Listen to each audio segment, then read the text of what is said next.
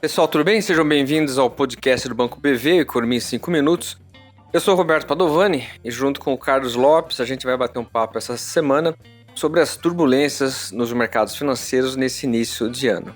Bom, a gente sabe que 2022 vai ser um ano complicado, com muitos desafios à frente. A gente tem alta de juros nos Estados Unidos, que pode mudar a liquidez global, num ambiente doméstico complicado. Você tem eleições aqui dentro, e essas eleições ocorrem num momento aí de baixo crescimento econômico, portanto muita insatisfação social e política, e dívida pública elevada, que coloca a agenda econômica no centro aí dos debates. Portanto, um ano com desafios que promete volatilidade. É um pouco que a gente tem visto agora no começo do ano, em janeiro. A gente tem visto a aversão a risco global subindo e as bolsas nos últimos dias mostrando aí um desempenho bastante ruim. Esse comportamento ele tem a ver com dois fatores principais. O primeiro deles é conhecido. Os juros de 10 anos estão reagindo à leitura de que o Banco Central norte-americano vai retirar os estímulos. A taxa de 10 anos estava operando aí num patamar próximo a 1,40 em dezembro. Já saltou para uma média próxima a 1,80, com dias alcançando até 1,90. Portanto, houve já uma mudança de preços de ativos importante, o que afeta o desempenho dos vários mercados, bolsa, juros e moedas.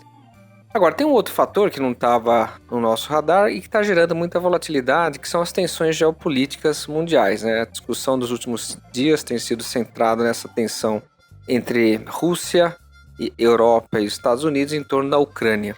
Portanto, um ponto novo aí de agitação. A gente continua muito mais preocupado com a questão monetária do que a questão geopolítica, mas vale a pena monitorar essas volatilidades iniciais que prometem ser o padrão no ano. Então, o que o Carlos vai fazer para a gente hoje é comentar esses dois riscos iniciais que têm já gerado muita instabilidade nos mercados. Carlão, o que você tem a dizer aí sobre os juros de 10 anos e essas tensões em torno da Ucrânia? Padu, realmente esse início de ano tem sido bem complicado, E esses dois riscos têm afetado os mercados desde o início do ano, mas algumas semanas atrás, essas tensões geopolíticas envolvendo a Rússia e a Ucrânia têm sido um tema um pouco mais preponderante. Quanto ao primeiro risco do Fed, acho que já é um risco mapeado faz tempo, Ele já está na mesa, é bem conhecido. E, claro, fica sujeito às incertezas tradicionais sobre crescimento econômico, como é que vai evoluir a inflação nos Estados Unidos, impacto da pandemia. Mas tudo isso o mercado já está acostumado aí há alguns meses.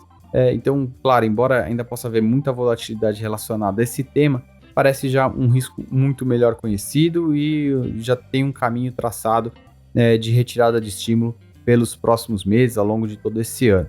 Já a questão geopolítica, ela é muito mais nebulosa, O mercado tem uma incerteza muito maior sobre como é que pode evoluir essa questão. Questão que envolve interesses geopolíticos da Rússia na Ucrânia, seja por questões de segurança, por presença de tropas da OTAN, ou até por questões políticas, como a presença da Ucrânia como membro da OTAN, a Rússia não quer isso, e enfim, tem exercido essa pressão política com ameaça aí de invasão de tropas. Então o mercado fica dividido entre a possibilidade de você escalar isso para um conflito, seja um conflito moderado, um conflito mais aprofundado, uma guerra direta com a Ucrânia, ou você não ter um conflito e resolver isso diplomaticamente. O argumento para não ter um conflito é que o custo da guerra, do próprio conflito, é muito alto, Então a Rússia tenderia a evitar esse custo muito alto e tentar aí um caminho diplomático. Por outro lado, os argumentos do conflito é de que essa solução geopolítica ela é muito complexa para ser resolvida por diplomacia, Então, essa dificuldade imporia aí uma chance maior desse problema escalar para um conflito.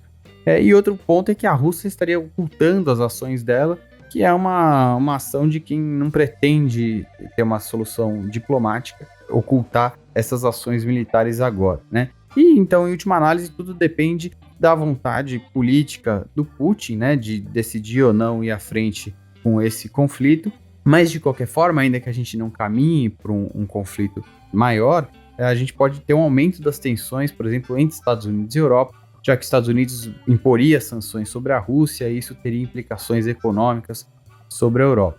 E naquela região tem implicações sobre outros países com mercados importantes de petróleo, agrícola, e isso, claro, tem impacto sobre o preço de commodity e pode afetar o primeiro risco lá que a gente comentou, que é a retirada de estímulo, que é o Fed.